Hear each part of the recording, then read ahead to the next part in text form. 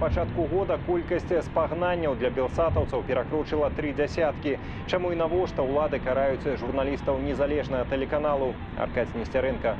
До обеду рэпарцёрка Кацярына Андреева и оператор Сергей Ковалёв были покараныя штрафам у 1150 рублёў кожны, а пасля обеду журналисты Олесь Сивич и Мария Арцыбашева атрымалі штрафы 805 рублёў кожны. Усіх признали виноватыми у незаконным вырабе медыапрадукцыі, працы без аккредитации на карысць телеканалу Белсат. Pociąg ekspres Intercity Ukrainy ze stacji Warszawa.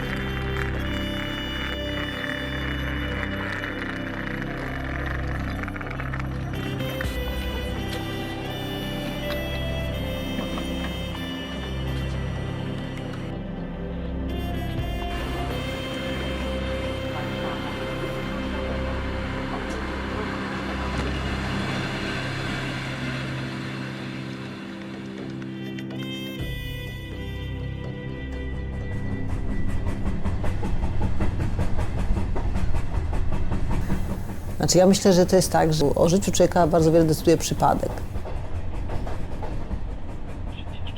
No bo człowiek trafia albo tu, albo tam. Jest taki film dobry Kieślowskiego, Przypadek, właśnie pokazujący, że można w różny sposób się może człowieka życie rozwinąć w zależności od tego, na co trafi, prawda? I byłam w 2004 roku po raz pierwszy byłam na Białorusi, nie tak dawno w gruncie rzeczy. Pamiętam, że był to jakieś lato 2005, kiedy tu szef mnie zapytał, zaraz, ale ktoś ma jakieś, trzeba jechać tam, natychmiast trzeba jechać, jak ktoś ma akredytację, a ja miałam jeszcze od 2004 roku akredytację z wyborów po prostu. Mówię, no ja mam akredytację, to nie ma problemu. No dobra, no to wsiadaj i jedź. Nie od wczorajszego wieczora trwa protest. O wejściu do budynku Polacy mogą zapomnieć. Drzwi pilnuje milicja. Równie bezsilne były władze związku wczoraj, gdy wyprowadzono z budynku około 20 osób i kilku dziennikarzy. Redaktor Agnieszka Romaszewska została zatrzymana wkrótce po tym, jak dojechała do Szczuczyna. Usiłowałam tam zapytać jednego z panów, którzy wczoraj podobno wypowiadali się w telewizji. Jak tylko do niego podeszłam, to natychmiast mnie zapytano o akredytację, a jak się okazało, że nie mam jej ze sobą w ręku, to mnie zatrzymano.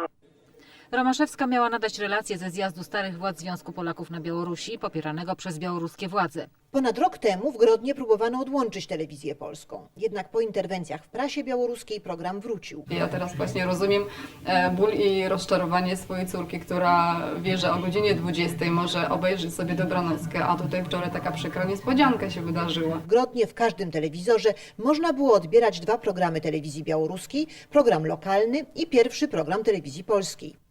Kilka dni temu białoruski MSZ sporządził listę 40 000 obcokrajowców, którzy mają zakaz wjazdu na terytorium tego kraju. Wczoraj na teren Białorusi nie wpuszczono dziennikarki TVP Agnieszki Romaszewskiej. Powodów tej decyzji też nie podano. Na ulicach Grodna, jak sobie chodziłam, to nagle stwierdziłam któregoś razu, jakaś kobieta się ze mną przywitała. Ja się nie znam jej. Potem kolejny raz mi się zdarzyła taka sytuacja, ktoś mówi zdrastwujcie. I dopiero po jakimś czasie zastanowiłam się, myślę, zaraz, ja już rozumiem, to oni po prostu mnie poznali z telewizji, oni muszą oglądają pewnie polską telewizję i musieli mnie zobaczyć pewnie tam, no bo skąd oni mogli wiedzieć. I z tego powstał, jakby to była pierwsza myśl o Biełsacie wtedy, myślę sobie zaraz, jak oni oglądają polską telewizję, to tym bardziej by swoją oglądali chyba, pomyślałam sobie. No i jakby tak się zaczęła ta cała historia.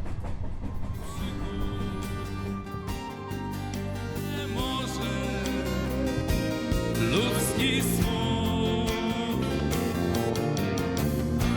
a Zbiger przeżył ostre słowa, od których nagła zbierała złość. Graliśmy kiedyś w Mińsku jakieś 4 lata temu na Białorusi, u Was w kraju. Znam muzyków białoruskich z zespołu NRM. To są moi koledzy. Bardzo ich podziwiam, bo robią swoje. U nas w Polsce w latach 80., mniej więcej wtedy, kiedy zaczynałem grać, było bardzo ciężko. Myślę, że podobnie tak jak w tej chwili u Was. Ale tak jak mój zespół, jak i wiele innych nie wymiękaliśmy, robiliśmy swoje. Mówię do wszystkich ludzi, którzy tworzą cokolwiek na Białorusi. Mówię do muzyków, do filmowców, do plastyków. Róbcie swoje. To naprawdę warto. Wszystkiego dobrego. Muniek Staszczyk, T-Love. Trzymajcie się, ja wiem, że będzie lepiej.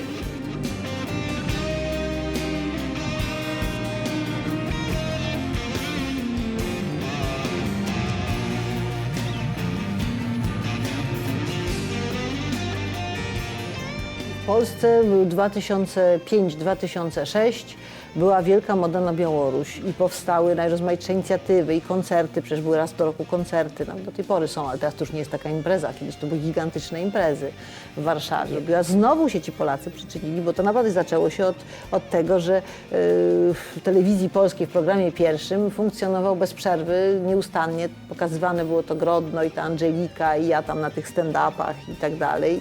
No i to rzeczywiście ludzi bardzo pociągnęło, przyciągnęło. No i to wszystko przemawiało strasznie do wyobraźni. Mam nadzieję, że przez to, że i telewizja, i to, że do Was dotrze, że będziecie mogli spokojnie myśleć o tym, że nie tylko Wam jest teraz słabo. Nam też było słabo, ale się udało. Gorzej, lepiej, nie wiadomo, ale przynajmniej wolniej i swobodniej. Życzę, żebyście słuchali tego programu, żeby Wam było dobrze, żebyście byli spokojni. To tylko chwila. Warto czekać. Trzymajcie się.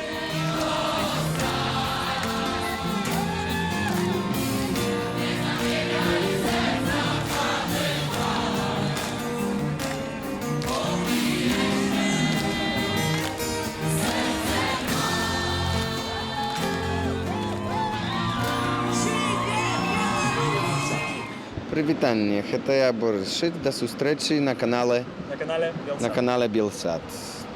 Привітання, це я Борис Шит, до зустрічі на каналі Білсат. Окей. Привітання, це я Борис Шит, до зустрічі на каналі Білсат.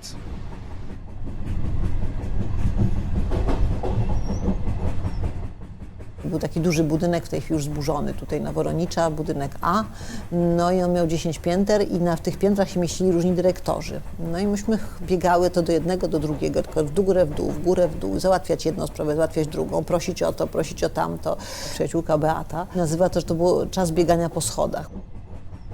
A potem mieliśmy pierwszą siedzibę już na Placu Powstańców.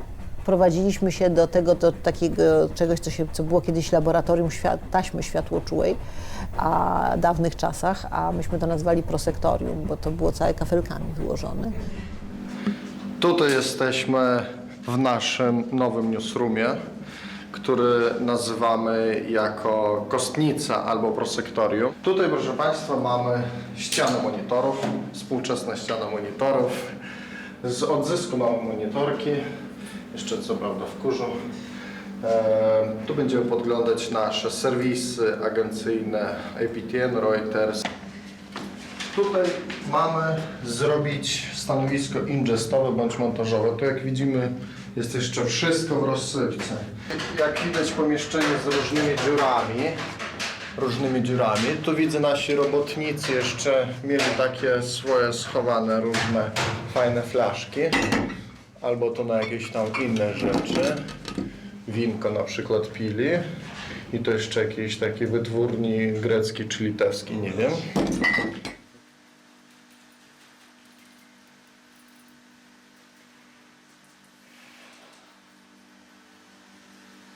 Bo to naprawdę wariacki projekt, po prostu wariacki, że to parę osób zabrało się za budowę stacji telewizyjnej i uznało, że zbudujemy. To jest najbardziej niesamowite. Więc po pierwsze byśmy w ogóle nie wiedzieli, jak to zrobić, kompletnie nie mieliśmy pomysłu, przecież nie wiedzieliśmy tak, jak ta technika ma wyglądać, jak w ogóle to ma być technicznie zrobione, jak my mamy nadawać. Ja jedno, co wiedziałam, jak informacja wygląda, jak publicystyka, to wiedziałam, jak szkolenie dziennikarza powinno wyglądać. Зараз я набираю текст, хоча, щиро кажучи, сам ще не ведаю, які будуть картинки, образки, які будуть входити в текст, бо, на жаль, ще наші колеги з Білорусі тільки досягають до нас відео. Ну і тому мушу кілька версій фактично рихтувати під різні варіанти відео. Наприклад, є варіант відео там, де з людьми, є там, де без людей, будуть без human story. Ну, власне, гэта і ёсць праца на суха, калі мусім мы выпрабоўваць шмат варыянтаў. Ale na przykład cała strona techniczna, cała strona finansowa też, jak to rozliczać, że to są jakieś, że to przecież musi mieć strukturę finansową, to w ogóleśmy pojęcia nie mieli, a na szczęście wziął to człowiek, który się na tym znał po prostu, no i nam postawił to na nogi. To jest najbardziej niesamowite.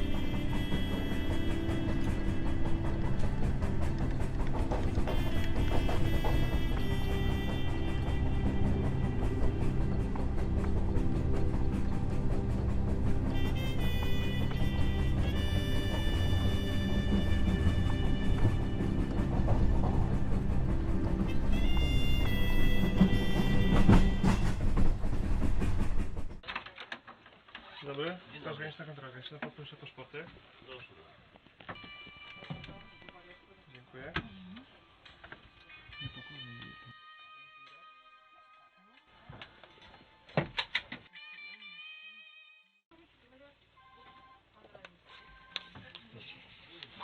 Dziękuję.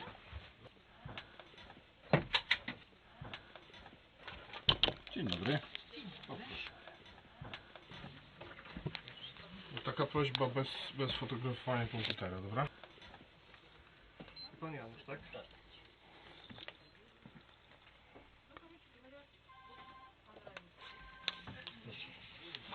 Dziękuję.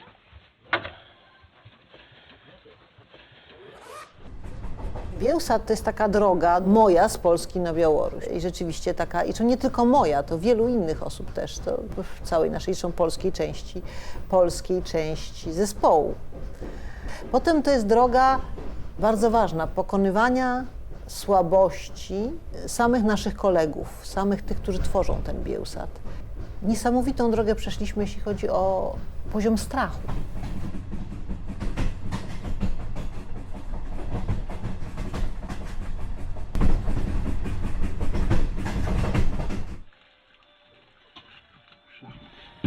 Здравствуйте, это можно на контроль, вдвоем едете? Да.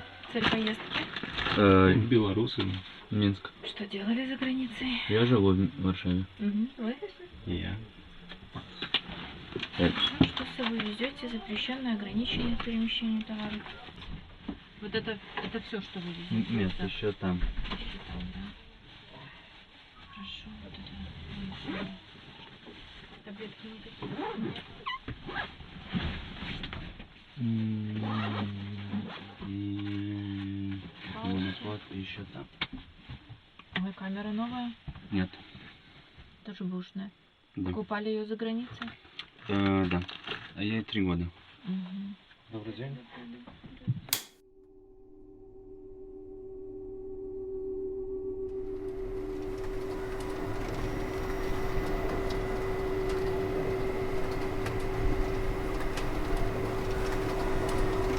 Patrząc na mapę dzisiejszej Europy, stwierdziliśmy, że właściwie nie zniknęła już żelazna kurtyna, nie ma jej, został tylko taki kawałek, mały, zardzewiały kawałek na naszej wschodniej granicy.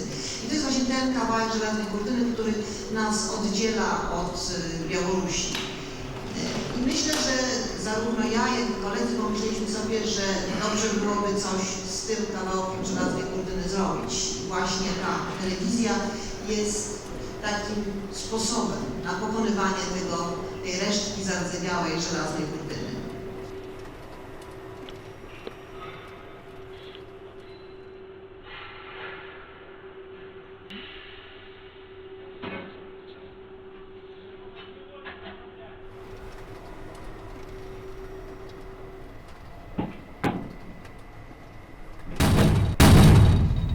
Jak zdejmuje się logo? Musimy zdjąć, musimy pójść bez logo. Tylko bez logo. 4, 5. Proszę. Dobrze, nikt nie zostanie co. Jest, a logo zdejmujemy. Pierwsze w Białorusi dokładne i niezależne do łaду Zdejmij logo, zdejmij. Dobrze. Proszę Państwa, robiliście to kiedyś? No bo dopiero pierwszy raz, więc... Bez cenzury. Nie ma problemu. Witam gospodarstwa, telekanał Bielsat, zapraszam Was na talk show i forum. U studiu Bielsatu... A kto w ogóle jest wydawcą? Pani jest wydawcą? To Pani nam mówi, kiedy trzeba zdjąć logo, a kiedy... Dobra? To już najgorsze jest pierwsze 10 lat. A potem jakoś idzie. Kiedy w 2006 wpadliśmy, czy też mogę powiedzieć ja wpadłam, na pomysł, żeby zakładać ten Bielsat, to w tym samym czasie Amerykanie zarządzili zrobienie badań, i analizy, czy można założyć telewizję dla Białorusi. Wtedy oni też to rozważali. I odpowiedź była, że nie można, bo to się nie da, to będzie zbyt kosztowne i raczej niemożliwe technicznie.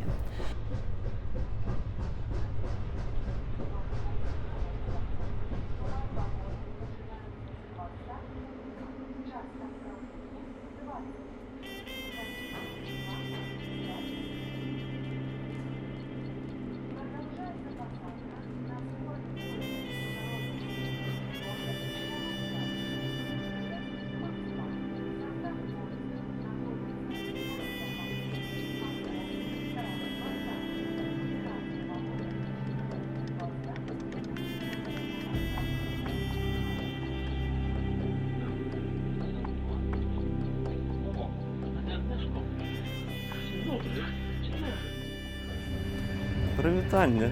Рада вас бачити. А ви що, це в Мінськ їдете? Так, ну. Така несподіванка, я так само в Мінськ їду. І, так нечекано вас тут зустріти. Як поживаєте? Dobra, no to siadaj tutaj. Nie, no właśnie 10 lat pracy, właśnie ty, jak żeśmy powiedzieli, że ty 2008 rok pracowałeś tam, no to po prostu, wiesz, jak sobie to pomyślę, jaki poziom był jeszcze wtedy, jakśmy uczyli właśnie tych ludzi tam podstawowych rzeczy, żeby on w ogóle wiedział, gdzie kamera ma obiektyw, no. A teraz my mamy po prostu masę profesjonalnych, naprawdę profesjonalnych ludzi. I bardzo często się tak zdarza, że świetlówki nie mają pełnego spektrum światła. To znaczy, że jakiegoś tam koloru brakuje w tej żarówce. Nasza kamera zmierzyła temperaturę barwową na tej białej kartce. Tak, w amerykańskim planie zróbcie, to jest ten plan amerykański, tak jak u kowboi widać pistolety. Amerykański jest dotąd. W amerykańskim planie jak to zrobicie, a później po 10 krokach się zatrzymujecie i oni wtedy wam będą się przybliżać aż do takiej bliskiego i przejdą obok was. Dobrze? I tutaj patrz, będziecie szli przed nimi, obaj, idziecie przed nimi, zrobicie 10 kroków do tyłu, zatrzymacie się i oni przejdą między wami. Ty będziesz z tej strony, oni z tej i wyjdą wam z kadru, a wy musicie na statyce wytrzymać ten kadr tego minięcia. Dobra?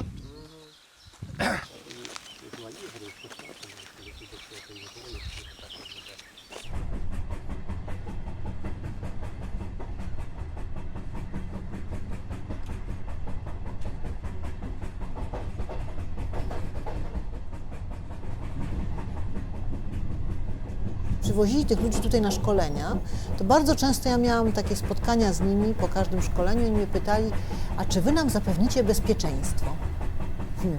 No i ja musiałam powiedzieć ze smutkiem, że niestety nie.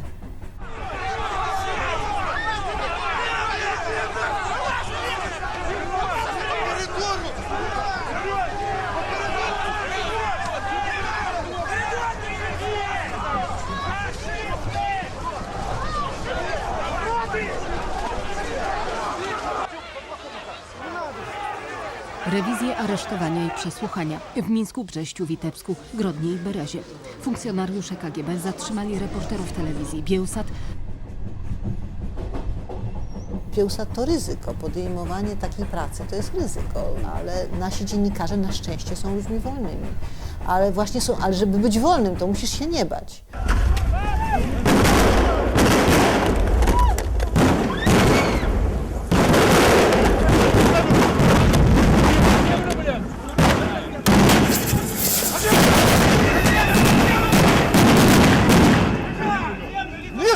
блядь! Выключи камеру, блядь!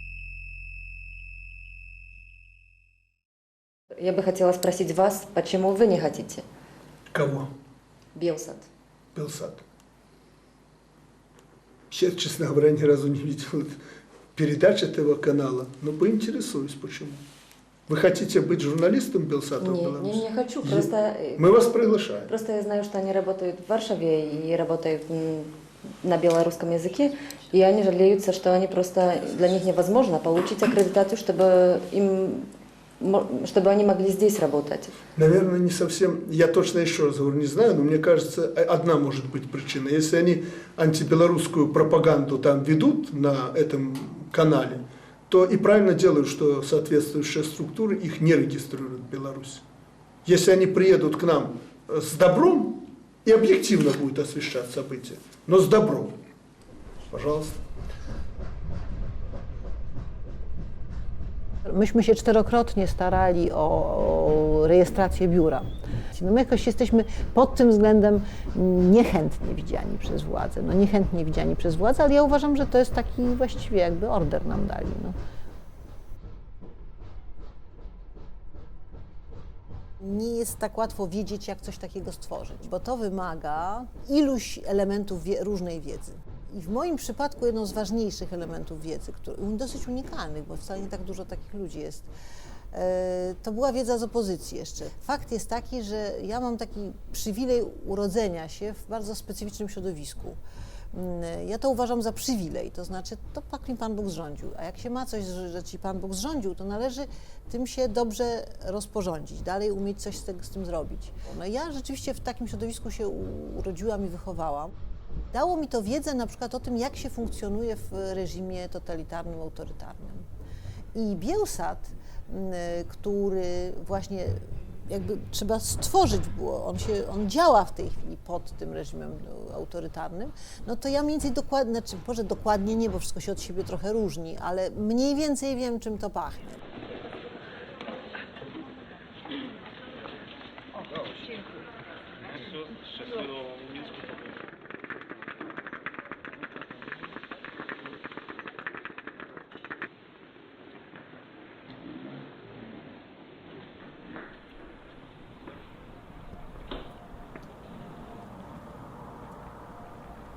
Bądź co bądź Białoruś jest jednak spadkobiercą niewątpliwym Wielkiego Księstwa Litewskiego. Wielkie Księstwo Litewskie to jest, ja to zawsze tak mówię, że to jest taka wielka zatopiona Atlantyda. Takie coś, czego już nie ma. Wielki ląd, którego nie ma, który zatonął. Polska była w związku historycznym z tą Litwą. Było kilkaset lat wspólnej historii.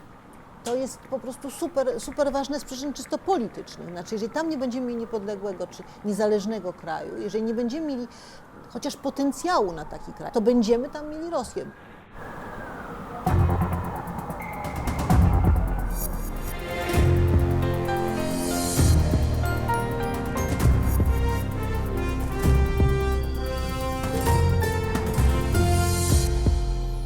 Ну што, вы тут? Чакаеце навіны? Ну што ж, гэта вельмі добра, таму што ўжо ад 8 верасня у жывым эфіры ад панядзелку да пятніцы студыя Белсат распачынае сваю працу. І што ж, спадарства, навіны, падзеі ў Беларусі, у замежжы, усё, чаго не магло абмінуць нашае пільнае журналісцкае вока. Запрашаю вас я, Валер Руселік. Сустрэнемся.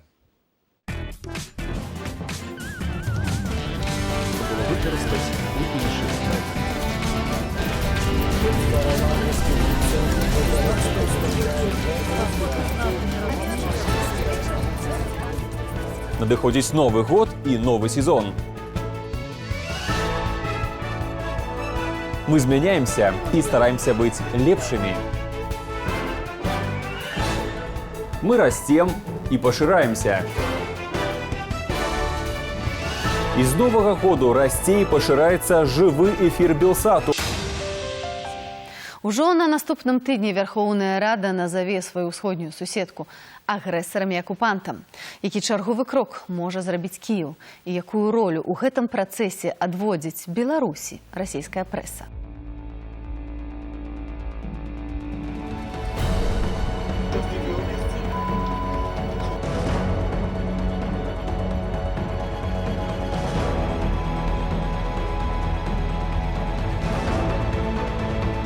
тут ёсць месца для кожнага з вас. Мы чакаем вас. Za pieniądze, które są równe 5 dniom nadawania Russia Today, bo to nasz budżet roczny właśnie to jest 5 dni nadawania Russia Today, robimy po prostu normalny program na żywo. Także udało nam się to po raz kolejny.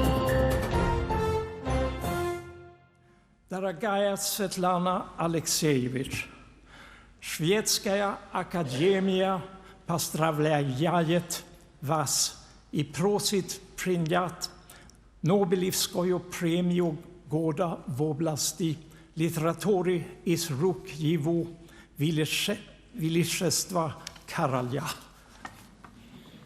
Kiedy Swiatłana Aleksiejewicz dostała Nobla, to ja byłam absolutnie przekonana, że my musimy to pokazać. No i okazało się, że koledzy jak zwykle stanęli na wysokości zadania. To znaczy udało nam się wykonać transmisję. Bardzo ładnie to opisał potem kolega ze Swobody, który opisał w takim reportażu, gdzie pojechał do miejsca urodzenia Swiatłany Aleksiejewicz, rozmawiał z jej nauczycielami i tam generalnie rzecz biorąc był to taki przygnębiający obraz postsowieckiej Białorusi, ten reportaż. Ale miał jeden taki jasny momencik, a mianowicie poszukując drogi wyjazdu, on zaszedł do bazy maszynowej, do traktorzystów i u traktorzystów się zapytał właśnie, gdzie tam ma, czy tutaj pojechać, na co robi. Pytają się go, on mówi, że właśnie o tej Aleksiejewicz taki robi reportaż. No tak, wiemy, no Nobla dostała na Bielsacie, żeśmy widzieli. Простые словы, простые речи, простые словы. Znaczy ja zawsze wyobrażałam sobie, a może nawet teraz wyobrażam sobie bardziej niż kiedyś, że Bielsat to powinien być pewnym centrum kulturalnym. Jeżeli kraj ma żyć, to muszą być w nim uruchomione elity. A te elity muszą też mieć jak tworzyć i mieć jak dzielić się tym swoimi, tym co tworzą.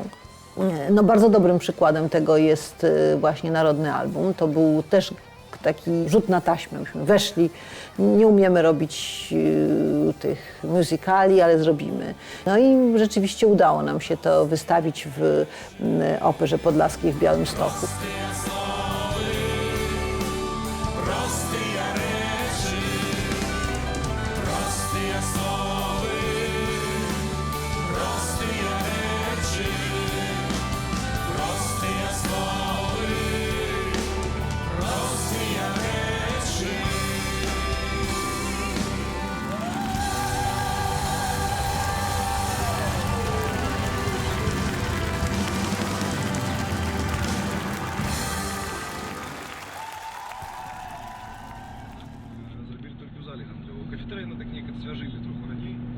Znaczy streamy okazały się być po prostu w tym momencie przebojem.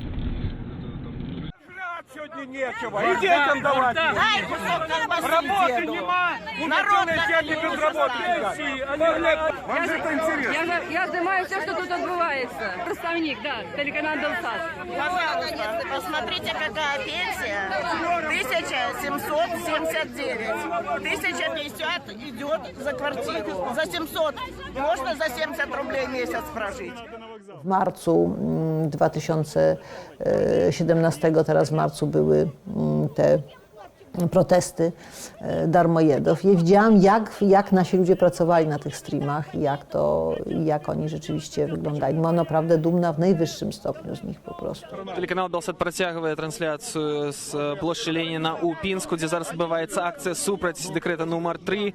Колыхнулся народ, уже не будет того, что они хотят. Работы в стране нету, работы нету. Из безработных я тоже без работы, деньги дерут. Нас за это бить. А гэта менскі марш недармаедаў. І паглядзіце, калі ласка, 3000 удзельнікаў сабраліся тут сёння. Возмущение, что народ образили, обозвали тунеядцем. Самый трудолюбивый народ, да? Отобрали от его все правы. To znaczy byliśmy razem z ludźmi, pokazywaliśmy ich, dokładnie ich, pokazywaliśmy ich na miejscu, nasi dziennikarze z nimi byli i było absolutne przekonanie ludzi, to było widać zresztą po liczbie odbiorców, które mieliśmy, że rzeczywiście my im pokazujemy to, co naprawdę jest i to, co się dzieje, że jesteśmy z nimi. Ruszajcie. Представьте się. Nie mieszajcie проезду. Хто ви? Не мешайте проезду. Давай. Що тут відбулося? Представтеся. Представтеся, будь ласка, прямий ефір телеканалу Білсат. Хто ви? Уберите руки!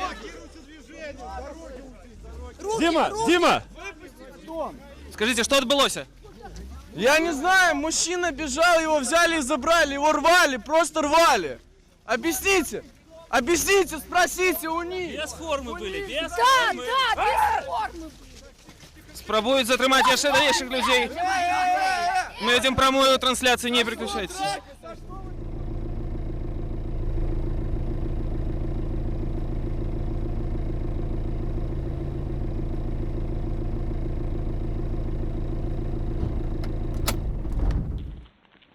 Niszczy się znacznie łatwiej niż buduje. Jakby zniszczyć Bielsat i go całkowicie, jakby się okazało, że się jakoś rozpadł, z jakiegoś powodu się rozpadł, to co by z niego zostało? To znaczy zostałoby trochę w ludziach. To by tak, zostałoby trochę dorobku filmowego, dorobku programowego, ale wbrew pozorom naprawdę niszczy się strasznie szybko. To się aż człowiekowi aż dziw, że to wydaje mu się, że się tak żyje, ale to patrzysz, a po roku już właściwie tego nie ma, a po 2 już resztki rozgania wiatr. Na moje przyjście czy nie? Nie. No. Kochany, śliczny.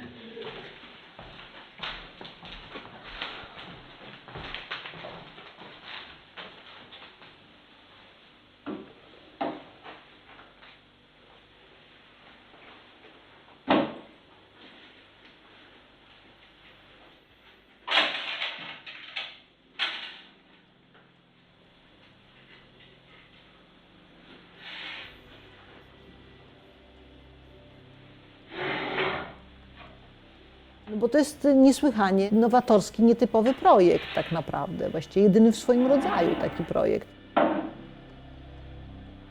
Cały czas trwa taka walka, czy to się uda.